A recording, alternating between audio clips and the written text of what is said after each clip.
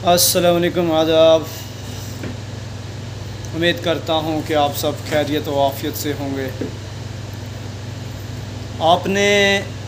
انسان کے اندر ایک صفت ہوتی ہے جو وہ اکثر اثر کر جاتا ہے،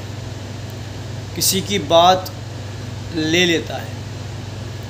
انسان کے اندر یہ فطرتاً یہ چیز ہے کہ جب انسان کو کوئی بات کہتا ہے یا کسی کے متعلق کہتا ہے تو وہ اگنور کرتا ہے، وہ اعتراض کرتا ہے، وہ دھیان نہیں دیتا۔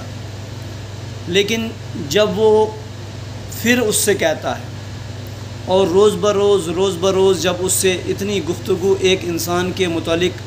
دوسرے انسان کے سامنے ہوتی ہے کہ اس کے عیب تراشے جاتے ہیں یا اس کی خوبیاں بتائی جاتی ہیں، تو دوسرے انسان کے اندر جو ہے ایک دن نہیں، 2 دن نہیں، 3 دن نہیں، بلکہ جب کنٹینیو یہ پروسیس چلتا ہے ایک انسان کے اندر جو ہے یہ ایک انسان کی غیبت یا اس کی خوبی یا اچھائی کہنے لگتا ہے، تو دوسرے انسان کے اندر آٹومیٹیکلی ایک امپریشن ایک اثر پڑ جاتا ہے کہ یقین آنے لگتا ہے، اور وہ اسی انسان کو جو اس کی انسان کی جو خوبیاں وہ کہتا ہے، وہ بھی اس خوبیوں کا جو ہے اس انسان کو اس خوبیوں کا ہنرمند سمجھتا ہے، یا اگر کوئی غیبت ہو یا عیب ہو یا کوئی ایسی جو ہے اس کی خامیاں کہی گئی ہوں تو وہ اس کو اسی نظر سے دیکھتا ہے، اسی نظریے سے دیکھتا ہے۔ تو آپ نے دیکھا ہے کہ ہمیشہ گھر میں کہیں بستی میں ایک دوسرے کی جب غیبتیں ہوتی ہیں تو ایک انسان کے اندر اس کے دوست ہوتے ہیں، جب دوستوں کے سامنے بیٹھتے ہیں تو ایک دوست دوسرے دوست کی جو ہے یا تو خامیاں بیان کرتا ہے یا خوبیاں بیان کرتا ہے،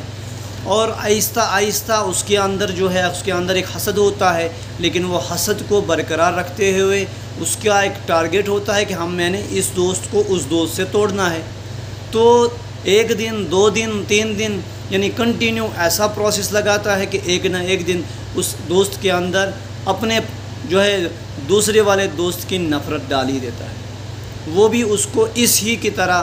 اپنے ہی دوست کو حقیر نظر سے دیکھتا ہے۔ گھر میں آپ نے دیکھا ہوگا کہ ساس بہو کے بیچ جو ہے تعلقات جو ہوتے ہیں، کبھی کبھار ماں باپ اور بیٹے کے بیچ تعلقات ہوتے ہیں، لیکن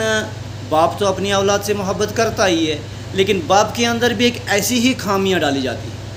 کہ آپ کا فلانا بیٹا ایسا ہے، وہ آپ کو دیکھتا نہیں ہے، وہ آپ سے اس طریقے سے غصے سے بات کرتا ہے یا اس طریقے سے وہ کرتا ہے یا آپ کے فلانا کام نہیں کرتا، تو وہ اس طریقے سے تیار کیا جاتا ہے باپ کے دل کو کہ وہ آٹومیٹیکلی ایک بیٹے کو اپنا بہت پسندیدہ سمجھتا ہے اور دوسرے بیٹے کو ایسا سمجھتا ہے جیسے پرایا ہو۔ اس کے وہ کس کی وجہ سے ہوتا ہے؟ اس کے اپنے نیچرلی نہیں ہوتا ہے، بلکہ ان کی باتوں کا اثر اس کے دل و دماغ پہ چھا جاتا ہے، کیونکہ وہ ایک بار تو کہیں نہیں گئی ہوتی ہے، وہ صبح سے شام تک سنائی ہوتی ہے، ایک ہی دھن لگی ہوتی ہے۔ آج ہر جگہ دیکھو،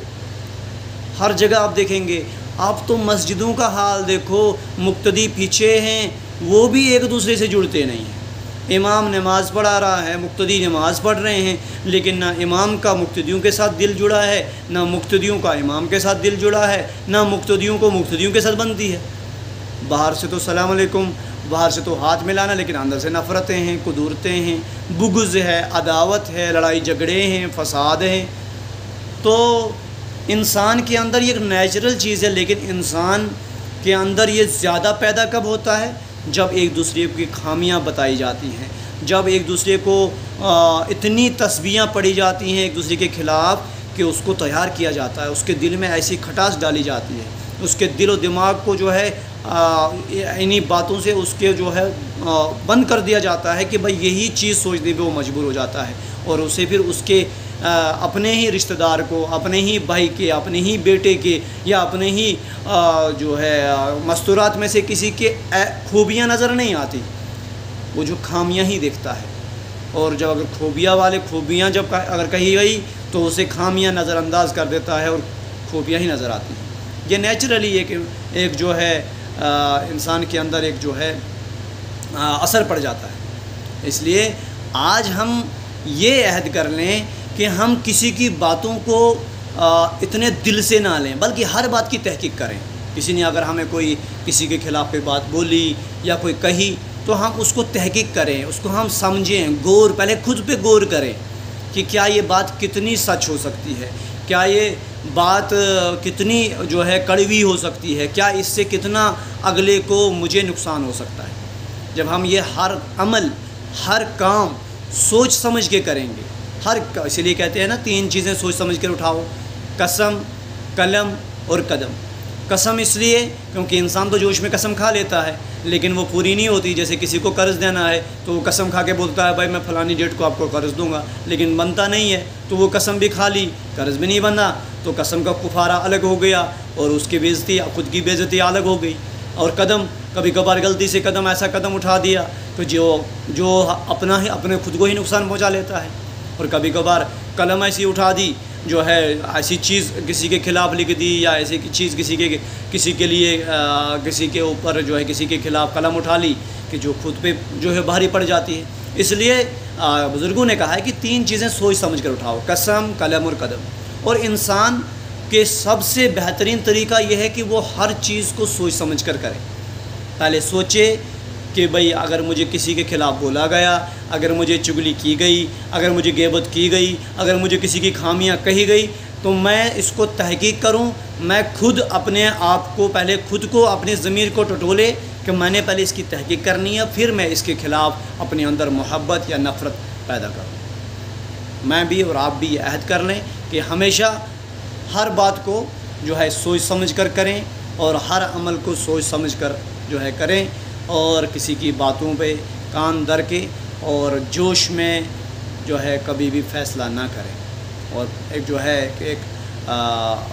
جو ہے کہاوت ہے کہ جوش میں ہوش رکھنا بہت ضروری ہوتا ہے۔ والسلام۔